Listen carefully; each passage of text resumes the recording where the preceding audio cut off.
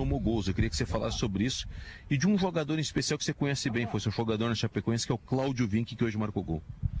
Bom, em relação às vitórias, acho que é fruto do trabalho do grupo, que é muito comprometido. É um grupo que gosta de trabalhar, se entrega ao trabalho de corpo e alma com muita intensidade. E eu acho que é o que eu falei para eles hoje. O grupo foi de uma humildade para marcar, foi de uma entrega para marcar fantástica. E o que eles vêm colhendo é fruto dessa postura que eles vêm tendo dentro de campo, né? De buscar o coletivo primeiro, depois a individualidade, de um jogar pelo outro, um proteger o outro. Enfim, esse comportamento é o comportamento que fortalece o Internacional e que faz com que o Internacional consiga as vitórias que vem conseguindo. Depois, Vinck crescendo jogo a jogo, se ele continuar tendo a entrega, a determinação e não se empolgar com os elogios, qualidade é indiscutível, força, ele tem todas as ferramentas para a posição. Tinha questionamento sobre marcação, os 2 últimos jogos marcou com uma qualidade fantástica, porque se dedica, porque se entrega, porque está acreditando nele, né? E eu fico contente pelo crescimento dele, mas volto a falar, quando começa a ter muito alarde, né? É uma situação que ele tem que se controlar, e eu tenho certeza que na idade que está, no amadurecimento, o que ele já passou, tenho certeza que ele vai ter cabeça para segurar, né? Para saber ouvir os elogios, sem perder o foco, sem perder o caminho que ele está seguindo.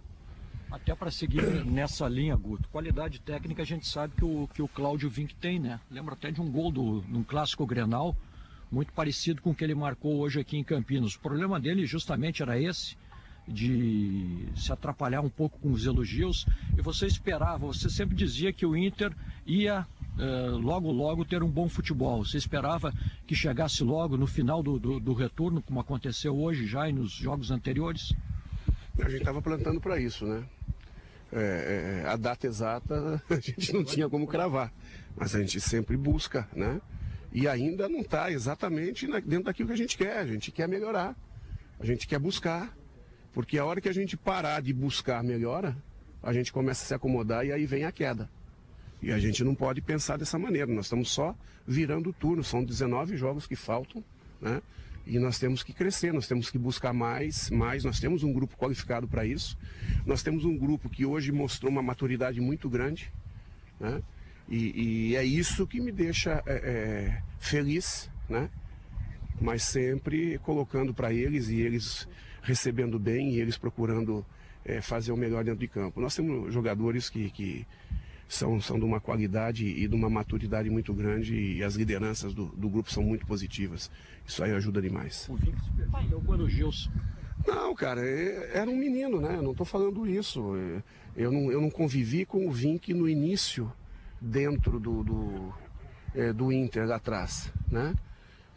O que eu posso falar é que geralmente o jogador que começa a se destacar, ele pode oscilar devido a isso, né?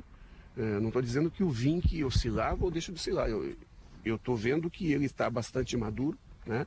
E espero que ele não corra, não cometa erros que normalmente acontece quando o jogador começa a ter um desempenho muito qualificado, porque ele está no caminho muito reto, muito qualificado, né?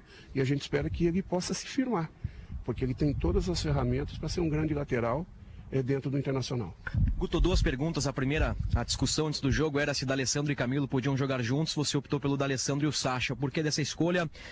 Antes do jogo, se foi técnica, se foi tática, foi uma questão de estratégia. E a outra pergunta é em relação ao Damião, que hoje não teve uma noite feliz, acabou perdendo 3 chances claras, e o Nico Lopes, que se comentou muito a respeito dele durante a semana, entrou, deu assistência e deu um passe ali pro gol do Vinck. Como é que você fez a leitura da saída do Damião, a entrada do Nico e a resposta desses 2 jogadores? Bom, tudo no seu momento, tudo de acordo com o que nós vamos enfrentar, em que momento do jogo nós vamos enfrentar. E porque o Sacha tem primeiro, é mais especialista na beirada do que o o Camilo, e o Camilo tem uma grande qualidade, né? E para aquele momento do jogo, eu precisava dentro da estratégia do Sacha e não do Camilo, né? E o Camilo está chegando também, né? Tanto é que o Camilo entrou na beirada, né? E a equipe manteve a qualidade de jogo, manteve a condição de jogo, né? E o Sacha acabou fazendo gol no primeiro tempo, né? E o Camilo, no que entrou, deu à equipe o que a equipe precisava para retomar o comando do jogo. E em relação ao Damião, só perde gol quem está lá dentro. Só perde quem está lá dentro. E graças ao grande trabalho que ele fez, o Nico pode entrar e nos ajudar muito. O Nico entrou muito bem no jogo. E esses tipos de comportamento do todo, do grupo, indiferente de ser A, B ou C, é que fortalece o grupo. E isso eu elogiava eles agora lá. É esse o pensamento para todos, é esse o pensamento para o grupo. É esse o pensamento que vai conduzir o Inter de novo à Série A, de volta à Série A. Guto, é difícil para um time do tamanho do Internacional fazer uma leitura imediata desse tipo de campeonato, né? Você entende que talvez a irregularidade de algumas rodadas atrás tenha sido o entendimento do campeonato, a forma de disputa é a mesma, mas a condição do campeonato é diferente, a pressão sobre o Inter é muito diferente, ele não divide as atenções como na Série A, ele é exclusivamente o time mais forte da competição. Tudo isso teve que ter um entendimento do clube para começar a alcançar essa regularidade de vitórias? Eu acho que tem uma série de coisas, né? Primeiro que o Internacional, ele mudou praticamente quase toda a equipe. Então, uma equipe em reconstrução, né? Até você encontrar o encaixe dessa equipe em reconstrução, vai um tempo. E a equipe, ela não conseguiu terminar a competição do Campeonato Gaúcho de forma sólida e concretizada a construção dela, né? Então, tudo isso são processos. São processos que, infelizmente, o Zago, que fazia um bom trabalho, acabou saindo, a gente chegou e a gente foi pontuando situações, foi batalhando, foi trabalhando em cima, o grupo inseguro, porque recebia uma pressão muito grande, né? Coisa que é normal, coisa de time grande, né? E devagar o grupo foi superando etapas dentro do processo, né? Precisou se plantar primeiro se preparar a terra, se plantar, né? Ainda nós estamos trabalhando em cima da lavoura, né? De continuar plantando, de continuar preparando, adubando, né? E os frutos estão começando a surgir e até que nos traga os frutos maduros que a gente precisa, que é o acesso, que é a busca do título, porque não? Nós temos que sonhar alto e dentro da competição sonhar alto é sonhar com o título. Guto, você levou muita pancada, né? Até pela sequência de resultados, que não era de regularidade. Qual é o seu grau pessoal de satisfação ao atingir 3 vitórias consecutivas? E os seus parentes estavam aqui acompanhando o jogo, estava a mãe, como é que foi isso aí? Não, minha mãe tem 88 anos, hoje tem dificuldade de locomoção, então impossível, né?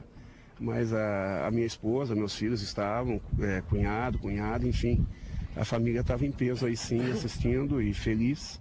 Todos os jogos em Campinas sempre presentes, né? Isso é muito bom, essa energia que vem deles é o que nos faz forte para a gente tocar o nosso trabalho. E quanto à questão do nosso trabalho, Glauco, eu acho que a gente já passou por vários clubes até retornar ao Internacional. Sempre o início é sempre assim, né? Até que o trabalho encaixe, até que o trabalho comece a andar, vai um tempo de adaptação, um tempo de correção, um tempo de montagem, né? E graças a Deus sempre tem dado certo. E a gente tinha certeza que em algum momento isso ia começar a acontecer. E graças a Deus começou a acontecer. São 3 jogos, ainda faltam 19. Nós temos que trabalhar muito, nós temos que ter o pezinho no chão para a gente poder comemorar o acesso lá na frente. Muito boa noite.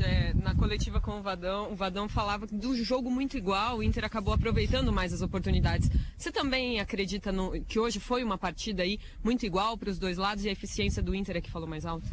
Eu acredito sim, um respeito muito grande pelo trabalho do Vadão. Além de grande profissional, um grande caráter, né? E o jogo em si, ele foi um jogo bastante disputado e eu acho que o Internacional conseguiu ser mais detalhista e ser mais efetivo no último terço do campo. Porque as chances do Guarani não chegaram a ser tão efetivas como foram as chances do Internacional. que conseguiu aproveitar já no primeiro tempo, foi o que mais construiu a favor do vento, e depois contra o vento o Guarani cresceu. O Vadão inteligente, sabe jogar aqui, o time dele muito bem montado, praticando um jogo um pouquinho diferente do que as outras equipes, propício para o tipo de campo, um jogo muito apoiado, com passes por cima, e a partir dali a entrega para os meias que articulam bem, muita jogada de lado com chegada forte, enfim, um time difícil de ser marcado, e nós conseguimos ter solidez defensiva, saímos mais uma partida sem tomar gol, conseguimos fazer os gols, né? Acho que o primeiro tempo nós fomos muito mais efetivos que eles, até não só pelo jogo, mas principalmente pela adaptação à condição do vento. No segundo tempo nós tivemos mais dificuldade, mas ainda assim fomos sólidos, soubemos aproveitar os contra-ataques e matar o jogo. Vamos lá, mais uma pergunta aqui para o Guto. E pensando 4 títulos brasileiros em campo num jogo como esse, né? E lamentavelmente pela Série B. Quando você preparou o time para esse jogo, pensou nesse jogo, veio à mente isso aí para o Guarani Internacional e Guarani, com 4 títulos brasileiros jogando pela Série B. Como é que foi a sensação de fazer esse jogo aqui, sabedor do passado tão vitorioso das duas equipes? Eu acho que é a história, né, que direciona ter uma massa associativa, uma quantidade de torcedores muito grande. E o trabalho do Guarani sempre foi um trabalho de formação muito forte, muito sério. Acabou se perdendo muita coisa, né? A gente torce para o futebol sempre ter muitos clubes sólidos, efetivos, muito bem administrados, e que isso fortaleça o futebol. E para que o futebol seja forte, depende dessa situação dos clubes, depende de bons calendários para que a gente possa trabalhar e elevar o nível técnico dos jogadores, né? Enfim, depende de uma série de coisas, e quando a gente tiver o pensamento profissional e sério em cima de tudo isso, com certeza o futebol brasileiro vai crescer cada vez mais, e clubes dessa dimensão vão estar trabalhando muito fortes. Uma coisa também que a gente tem que salientar sempre é que em qualquer campeonato um vence, alguns chegam numa condição boa e outros são participantes, né? E tudo isso depende muito de investimento, pensamento administrativo, planejamento, trabalho dia a dia, né? E o torcedor quer sempre, indiferente de quanto investe, como investe, por que investe, a condição, o tempo de trabalho, quer sempre seu time ganhando, indiferente de contra quem, né? E isso é difícil. Quando tiver consciência de tudo isso, vai sobrar condições de trabalho e todo mundo buscar fazer cada vez melhor e o futebol crescer e retomar a condição de melhor do mundo. Obrigado. Obrigado.